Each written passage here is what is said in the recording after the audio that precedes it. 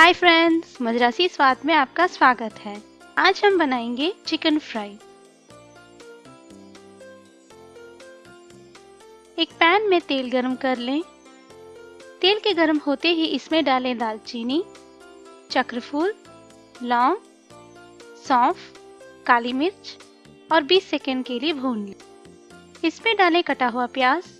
आप इसमें और फ्लेवर के लिए छोटा प्याज भी ऐड कर सकते हैं और इनके थोड़े ट्रांसपेरेंट होने तक पका लें।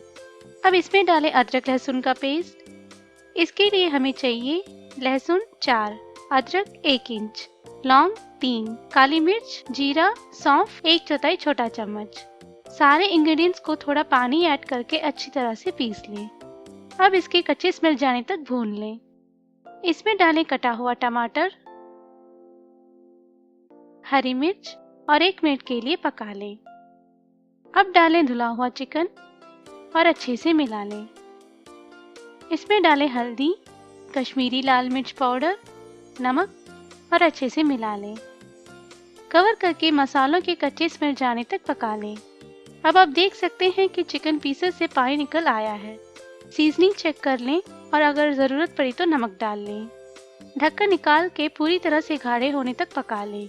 हर 2 मिनट में चलाते रहें ताकि नीचे जल न जाए। अब डालें क्रश की गई काली मिर्च और अच्छे से मिला लें। स्टोव को स्विच ऑफ कर लें।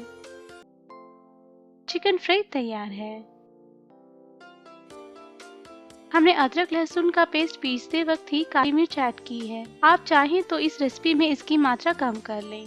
इसके पकने का समय डाले गए चिकन पीसेस के साइज पे निर्भर करता है। क्रश की गई काली मिर्च को स्टोव के स्विच ऑफ करने के थोड़ी देर पहले ही डालें, नहीं तो इसका स्वाद कड़वा हो जाएगा।